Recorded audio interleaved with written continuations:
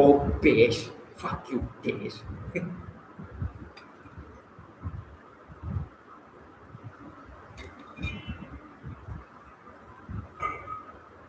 Ready, ready, ready. Chapter number 5, efficiency to change of pace. Not pitch, pace. Efficiency to change of pace. Here, how he clears the point of faith with rattling and thumping. Now make it calm, now violent wrath. He's stamping and he's jumping. Robert Burns, Holy Fair. The Latins have bequeathed to us a word that has no precise equivalent in our tongue. Therefore, we have accepted it, body unchanged. It is the word tempo and means rate of movement as measured by time consumed in executing that movement. Thus far, its use has been largely limited to the vocal and musical arts, but it would not be surprising to hear tempo applied to more concrete matters. For it perfectly illustrates the real meaning of the word to say that an ox cart moves in slow tempo, an express train moves in fast tempo. Our guns that fire 600 times a minute shoot at a fast tempo. The old muzzle loader that requires 3 minutes to load shot at a slow tempo. Every musician understands this principle. It requires longer to sing a half note than it does an eighth note.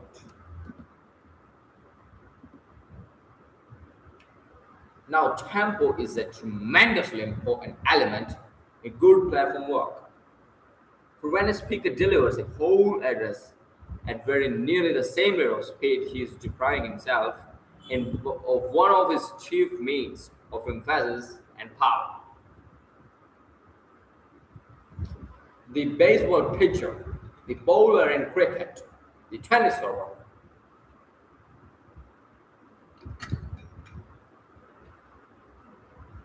all know the value of change of pace, change of tempo in delivering their ball. And so must this public speaker observe its power. Change of tempo lends naturalness to the delivery. Naturalness, or at least seeming naturalness, as was explained in the chapter of monotony.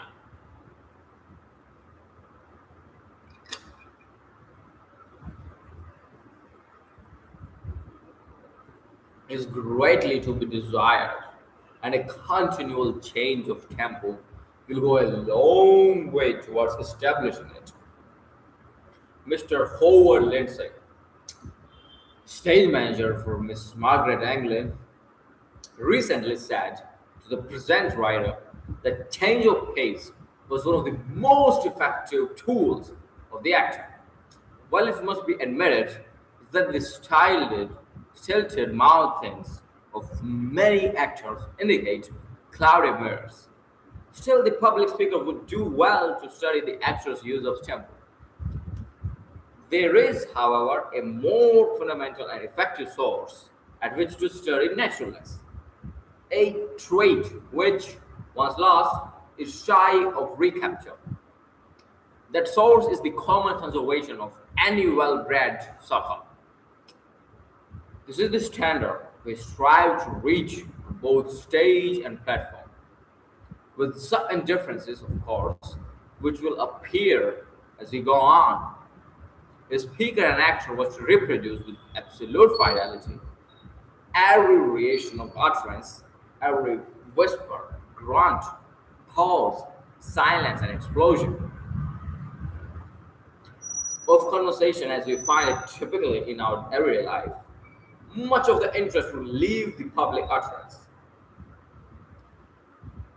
Naturalness in public address is something more than faithful reproduction of nature.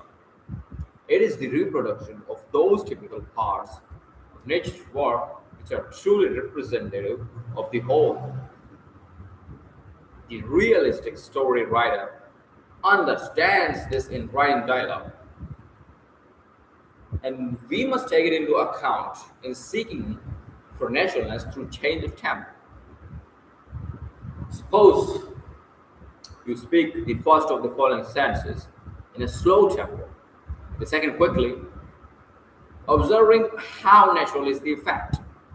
Let's speak both with the same rapidity and note the difference. I can't recall what I did with my knife. Oh, now I remember I gave it to Mary. We see here that a change of tempo when occurs in the same sentence. The tempo applies not to single words, group of words, and groups of sentences, which are the major parts of public speech as well. Questions and exercises. In the following, speaks the words, speak the words long, long while, very slowly. The rest of the sentence is spoken in moderately rapid tempo. When you and I behind the wheel are past, oh, but the long, long while the world shall last,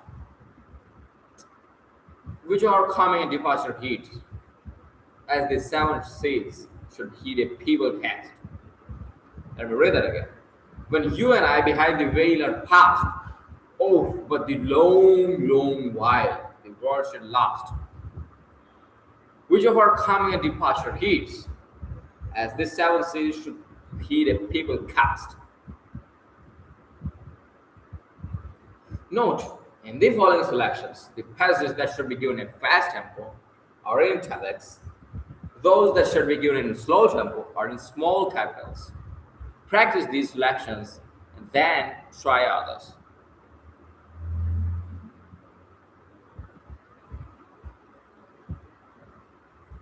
Changing from fast and slow tempo in different parts, carefully noting the effect. Which is the italic? Fast are italics, fast italics, slow are small capitals. Fine.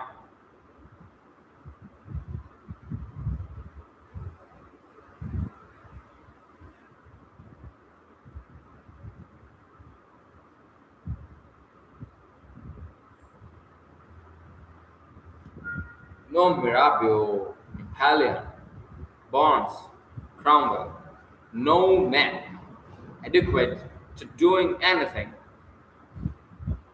But it's first of all, in right honest about it, what I call a sincere man. I should say sincerity.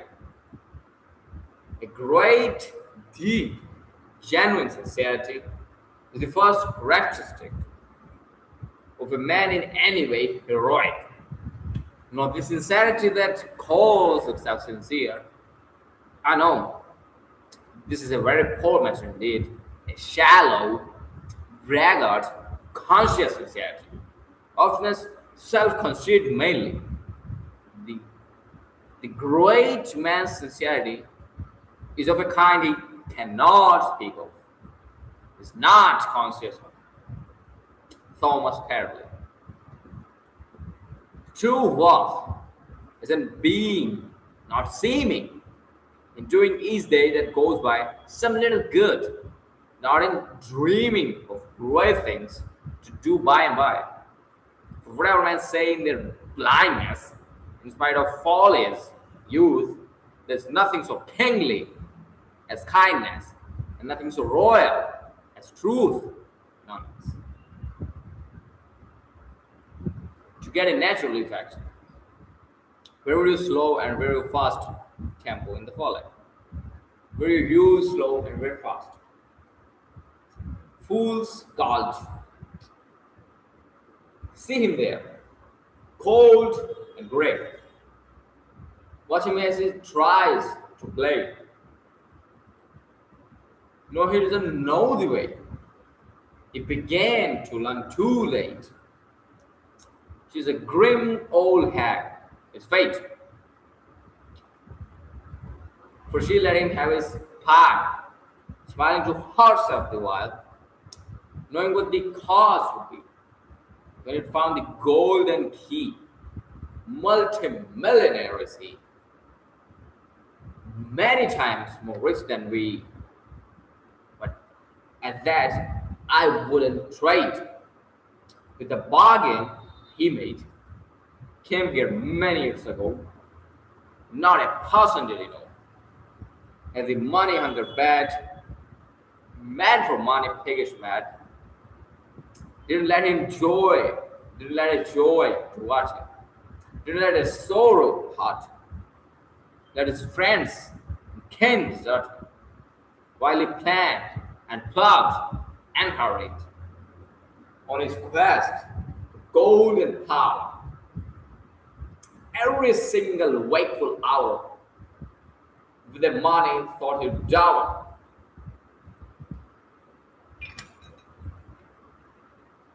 All the while he grew older and grew bolder, he grew colder, and he thought that someday he would take the time to play. But say he is wrong. Life's a song. In the spring, youth can sing and can flame, but joy is when. When we're older, like birds when it's colder. The roads were red as he went rushing by, and glorious tapestries hung in the sky, and the clover was waving. Miss honeybees slaving, a bird over there, round late, soft hair. But the man couldn't spare time for gathering flowers or resting in the bowers, gazing at skies, the gladden the eyes.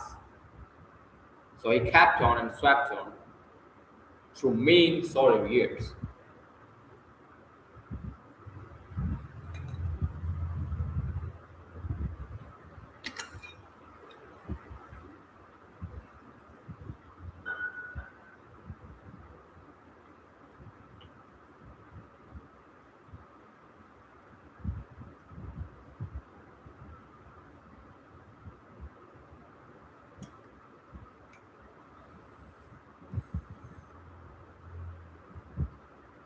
Now he's up to his ears in the choicest of stocks.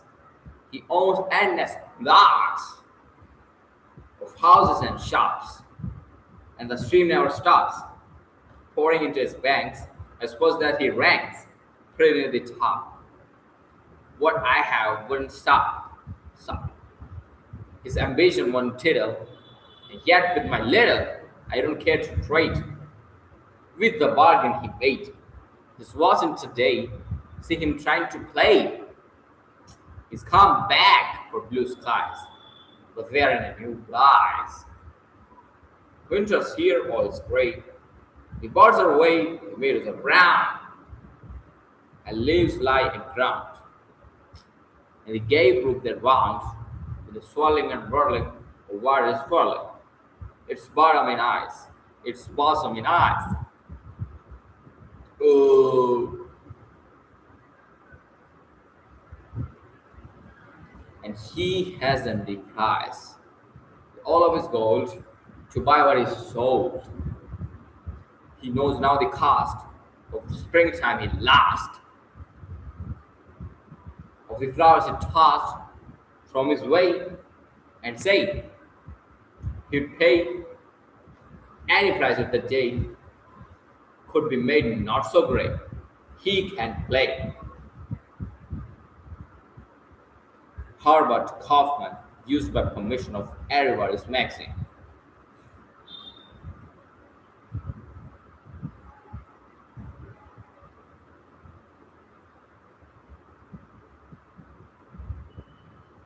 Change of tempo prevents monotony. The canary in the cage before the window is adding the beauty and charm of his singing by continual change of tempo. If King Solomon had been an orator, he undoubtedly would have gathered wisdom from the song of the world birds as well as from the bees. Imagine a song written with but quarter notes. Imagine an auto with only one speed.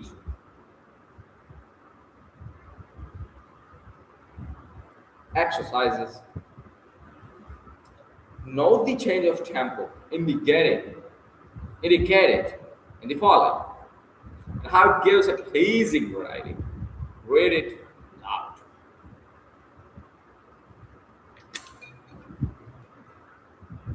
Fast tempo is indicated by italics, slow by capitals.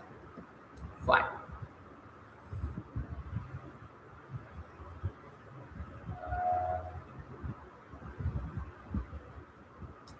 And he thought that someday he would take the time to play.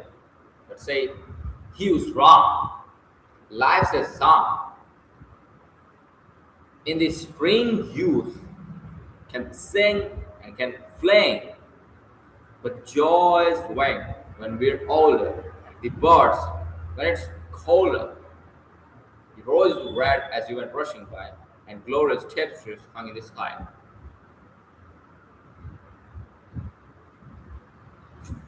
Number two,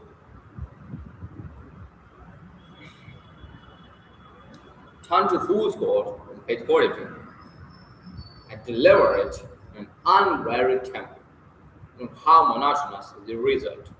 This poem requires a great many changes of tempo and is an excellent one. Practice. Use the changes of tempo indicated in the following, noting how they prevent monotony. When no change of tempo is indicated, use a moderate speed. Pardon me, speed. Too much of variety would really be returned to monotony. The mob. A mob kills the wrong man was flashed in a newspaper headline lately. A mob is an irresponsible, unthinking mass. It always destroys but never constructs. It criticizes but never creates. Utter a great truth, and the mob hate you.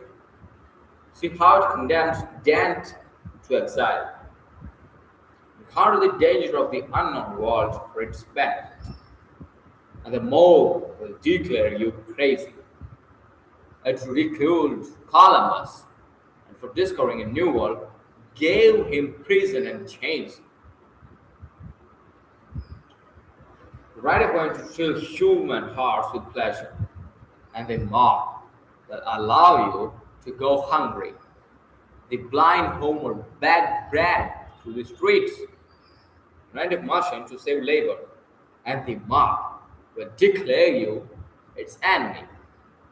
Less than 100 years ago, a furious rebel smashed Threnor's invention, the sewing machine, built a steamship to carry merchandise and accelerate travel, and the mob will call you a fool. A mob lined the shores of the Hudson River to laugh at the maiden attempt of Fulton's folly, as they call his little steamboat. Emerson says the mob is a society of bodies voluntarily braving themselves for reason and traversing its work. A mob is man voluntarily descended to the nature of the beast. Its fifth hour of activity is night. Its actions are insane. Like its whole constitution, it prosecutes a principle. It would whip a right. It would tar and feather justice by inflicting fire and outrage upon the house and persons of those enemies. The mob spirit stalks abroad in our land today. Every week gives a fresh victim to its malignant prideful blood. There were 48 persons killed by the mobs in the United States in 1930, 64 in 1912, 71 in 1911. Among the 48 last year were a woman and a child. Two victims were proven innocent after their death. In 399 BC, a demagogue appealed to the popular mob to have Socrates put to death. He was sentenced to the hemlock cup. 1400 years afterward, an enthusiast appealed to the popular mob, and all Europe plunged into Holy Land to kill and mangle the heathen. In the 17th century, a demagogue appealed in the ignorance of man, and 20 people were executed at Salem, Mass, within 6 months for witchcraft. 2,000 years ago, the mob yelled, "Release unto us Barabbas," and Barabbas was a murderer. From an editorial by DC in Leslie Weekly Mission. Present day business is as alike old time business as the old time ox cart is unlike the present day locomotive. Invention has made the whole world over again. The railroad, telegraph, telephone have bound the people of modern nations into families. To do the business of these closely knit millions in every one country, great business concerns came into being.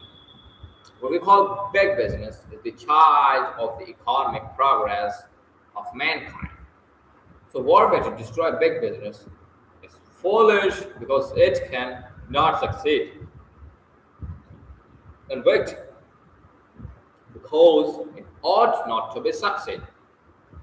Warfare to destroy big businesses does not hurt big businesses, which always comes out on top. So much as it hurts all other businesses, which in such a warfare never come out on top. A.J. Barrett.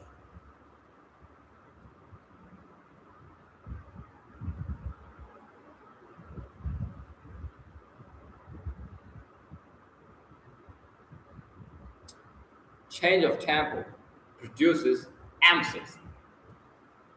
Any big change of tempo is emphatic and well has the attention.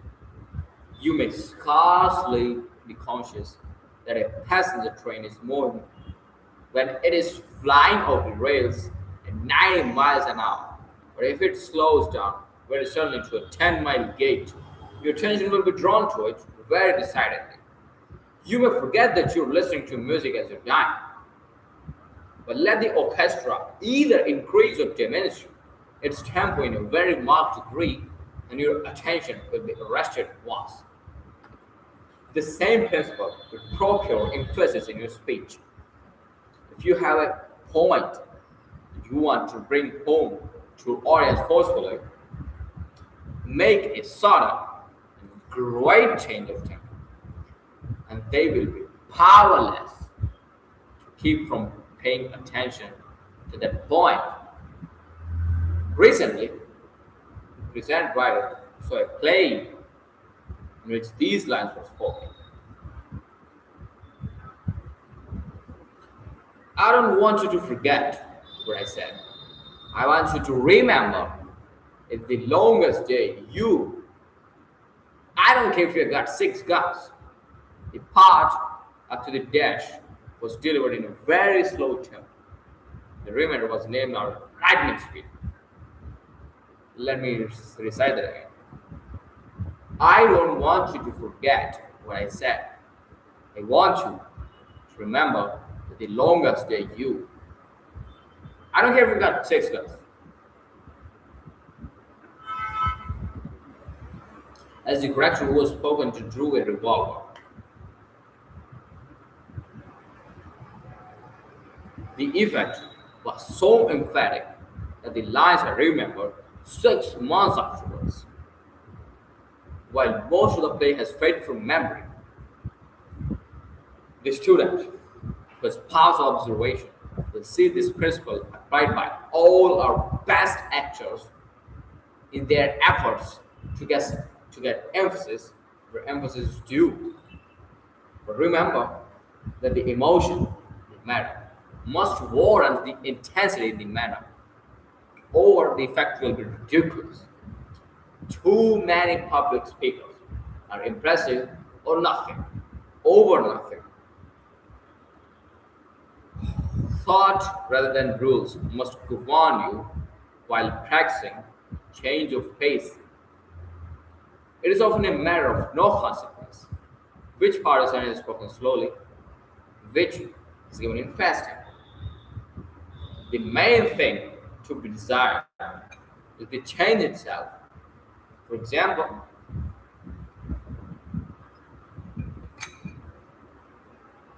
in the selection, the mob, on page 46, note the last paragraph. Reverse the instruction given, delivering everything that is marked for slow tempo quickly and everything that is marked for quick tempo slowly. You will note that the force or meaning of the passage has not been destroyed. However, many messages cannot be changed to a slow tempo without destroying their force. Instances: the Patrick Henry speech on page 110, and the following passage from Whittier's Barefoot Boy. Barefoot Boy.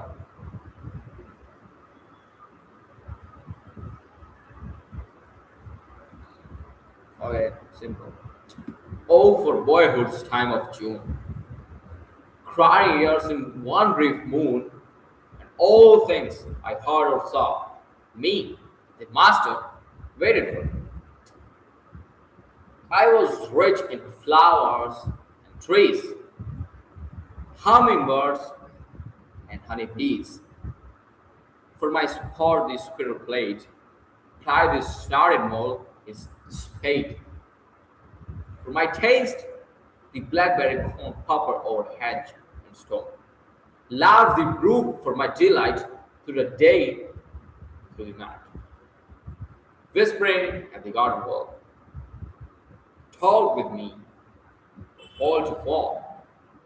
Mind the sand-rimmed pickerel pond, mind the walnut slopes beyond, mine, and bending oak trees, apples of Hesperides. Still, as my horizon grew, larger grew my riches too. All the world I saw was new, seemed a complex Chinese story. Fashion for a barefoot boy, J.G. Whittier. Be careful in regulating your tempo not to get your movement too fast. This is a common fault with amateur speakers. Mr. Siddon's rules was fuck. Pardon me. Mr. Siddon's rule was take time. 100 years ago, there was used in medical circles preparation known as the shotgun remedy. It was a mixture of about 50 different ingredients. It was given to the patient with the hope that at least one of them would prove efficacious. That seems a rather poor scheme for medical practice, but it's good to use shotgun tempo for most pitches, as it gives variety. Tempo, like that, is best for mixed questions and exercises. Define tempo. Tempo is the speed at which we are carrying our message, at which we are speaking. If we slow down, the tempo is slow. We have to use slow tempo while delivering important things. Question number two. What words come from the same root? Same root? I don't know. What is root? Fuck that question. What is meant by change of tempo? Change of tempo is varying the speed throughout your speech. Something slowed down, something fast, something moderate, something in between to grab people's attention, to arrest their attention. That is change of tempo. What effects are gained by it? It makes the message more clear. It, it is a source of emphasis. It provides emphasis to some words. It captures people's attention at almost all the times. Change of tempo is brilliant. Number four, what effects are gained by it? It's done. Number five, name three methods for destroying monotony and gaining force in speaking. First one is change of pitch. By varying your pitch throughout the speaking. Number two is change of tempo. Number three, use naturalness. No, use emphasis. Give emphasis on certain words that are important. Let me repeat the three methods again.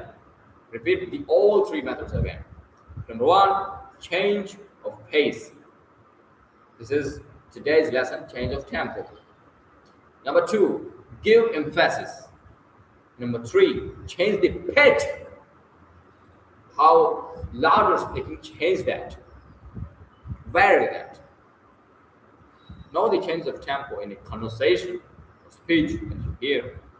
Were they well made? Why? Illustrate. I want. Simply, I want.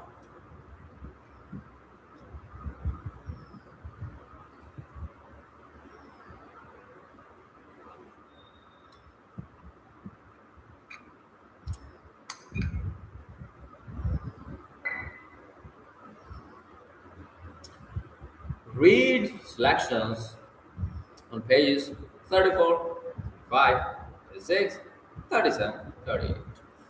Paying careful attention to change of tempo.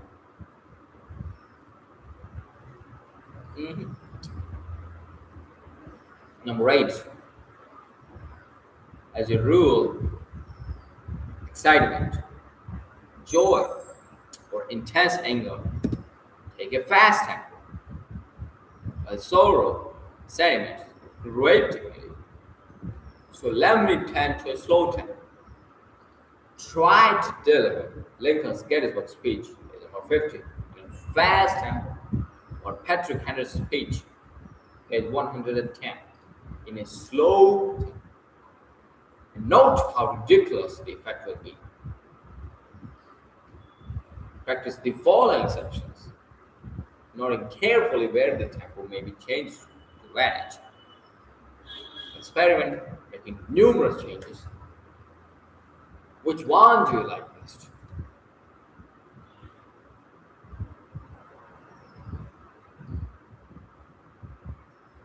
Dedication of Gettysburg Cemetery.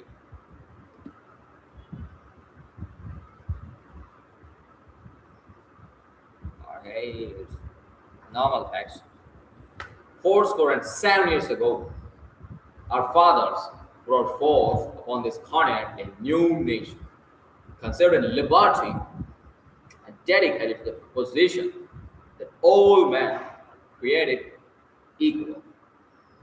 Now we're engaged in a great civil war, testing whether that nation or any nation so conceived and so dedicated can long endure. We are met on a great battlefield of that war. We are meant to dedicate a portion of it as the final resting place of those who have given their lives that the nation might live.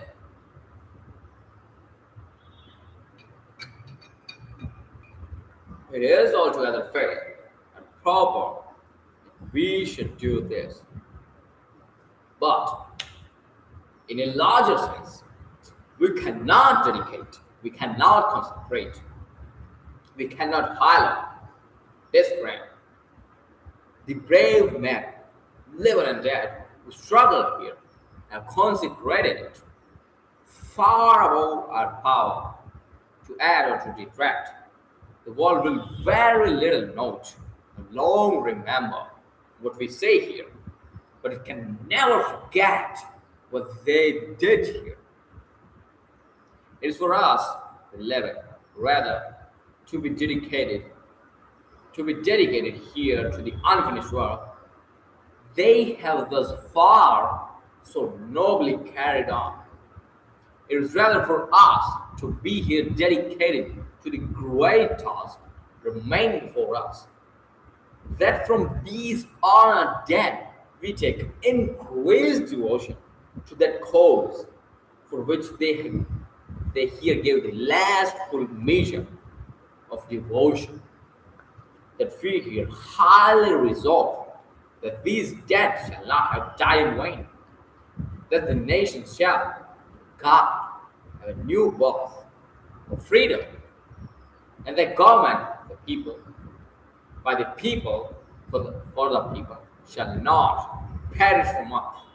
Abraham Lincoln, a plea for Cuba.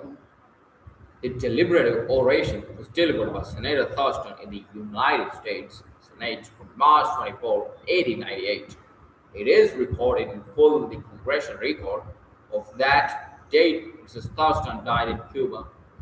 As a dying request, she urged her husband, who was investigating affairs in the island, to do his utmost to induce the United States to intervene. Hence, this oration. Mr. President, I am here by command of Silent Lips to speak once and for all upon the Cuban situation. I shall endeavor to be honest, conservative, just. I have no purpose to steer the public passion to any action not necessary and imperative to meet the duties, necessities of American responsibility, Christian humanity, and national honor. I would shirk this task if I could, but I dare not. I cannot satisfy my conscience except by speaking now. I went to Cuba firmly believing that the condition of affairs that had been greatly exaggerated by the press and my own efforts were directed in the first instance to the attempted exposure of these supposed exaggerations. There has undoubtedly been much sensationalism in the journalism of the time. But as to the condition of affairs in Cuba, there has been no exaggeration, because exaggeration has been impossible. Under the inhuman also failure, not less than 400,000 self-supporting, simple, peaceable, defenseless country people were driven from their homes in the agricultural portions of the Spanish provinces, the cities, and imprisoned on the barren waste outside the resident portions of the cities, and within the lines of intrenchment established a little way beyond. A little way beyond.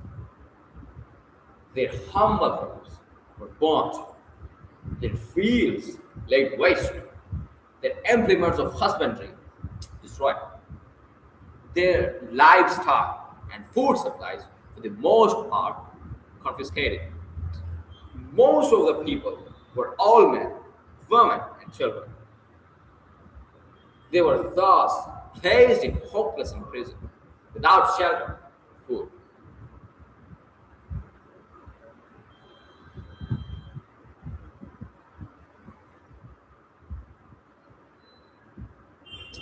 There was no work for them in the cities to which they were driven. They were left with nothing to depend upon except the scented charity of the inhabitants of the cities, and with slow starvation, their inevitable fate. Their inevitable fate. The pictures in the American newspapers of the starving rich centrals are true. They can all be duplicated by the thousands. I never before saw, and please God, I will never again see, so deplorable a sight as the reconnaissance draws and the suburbs of Matanzas. I can never forget to my dying day the hopeless anguish in their despairing eyes. Huddle about their dark hearts. There is no voice of appeal to us for alms as we went among them. Men, women, and children stand silent, famishing with hunger. Their only appeal comes from their sad eyes, through which one looks as through an open window into their agonizing souls. The government of Spain has not appropriated and will not appropriate $1, $1 to save these people. They are now being attended, nursed, administrated to by the charity of the United States. Think of this spectacle. We are feeding the citizens of Spain. We are nursing their sick. We are saving such as can be saved. Yet, there are those who still say it is right for us to send food, but we must keep hands up. I say that the time has come when muskets ought to go with the food.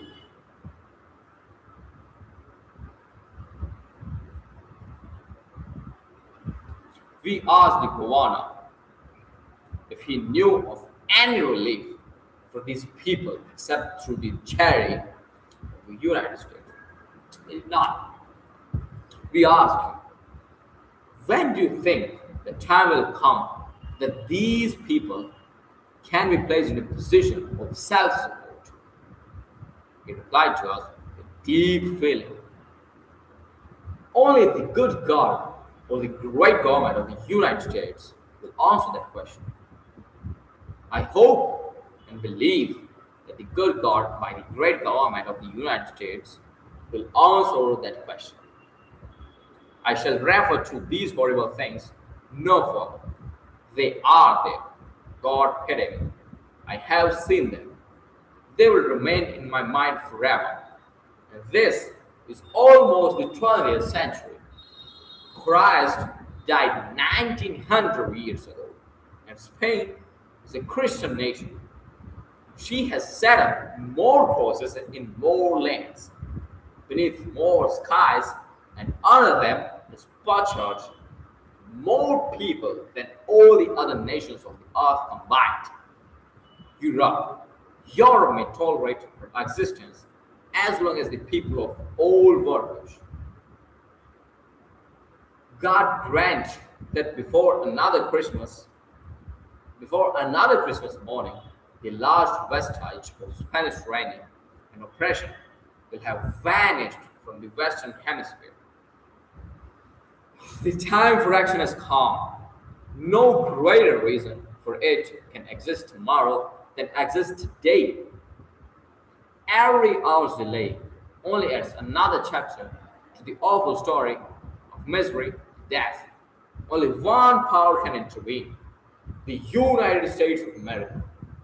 Ours is the one great nation in the world, the mother of American republics. She holds a position of trust and responsibility towards the people and affairs of the whole Western Hemisphere. It was her glorious example which inspired the patriots of Cuba to raise the flag of liberty in her annual hits. We cannot refuse to accept this responsibility which the God of the universe has placed upon us as the one great power in the new world. We must act. What shall our action be? Against the intervention of the United States in this holy cause, there is but one voice of dissent.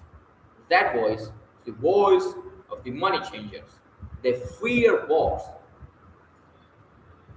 not because of any Christian or ennobling sentiment against war and in favor of peace, but because they fear that a declaration of war or the intervention which might result in war would have a depressing effect on the stock market. Let them go. They do not represent American sentiment. They do not represent American patriotism. Let them take their chances as they can. Their will of war is of but little importance. The liberty-loving people of the United States, they will not do the fighting. Their blood will not flow. They will keep on dealing in options of human life. Let the man who's loyal is to the dollar stand aside while the man who's loyal is to the flag come to the front. Mr. President, there is only one action possible. If any is taken, that is intervention for the independence of the island. We cannot intervene and save Cuba without the exercise of force. And force means war. War means blood. The lowly Nazarene on the shores of Galilee preached the divine doctrine of love. Peace on earth, goodwill toward men. Not peace on earth at the expense of liberty, humanity. No goodwill toward men who despoil, enslave, degrade, and starve to death their fellow men. I believe in doctrine of Christ. I believe in the doctrine of peace. Mr. President, men must have liberty, for there can come abiding peace. Intervention means force. Force means war. War means blood. But it will be God's force. When has a battle for humanity and liberty ever been won except by force? What barricade of wrong, injustice, and oppression has ever been carried except by force? Force compelled the signature of unwilling royalty, the great Magna Charta. Force put life into the Declaration of Independence and made effective the Emancipation Proclamation.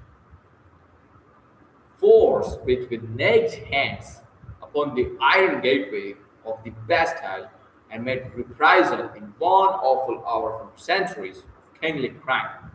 Force waved the flag of revolution over Bunker Hill and walked the snows of Valley Forge with blood-stained feet. Force held the broken chain of Shiloh, climbed the flame-swept hill at Chattanooga, and stormed the clouds on Lookout Heights. Force marched with Sherman to the sea, rode with Sheridan in the valley of the Shenandoah, and gave grand victory to Appomattox. Force saved the Union, kept the stars in the flag, made the niggers men. The time for God's force has come again. Let the impassioned lips of American patriots once more take up the song. In the beauty of the lilies, Christ was born across the sea, with the glory in his bosom that transfigures you and me, as he died to as he died to make men holy. Let us die to make men free. While God is marching on,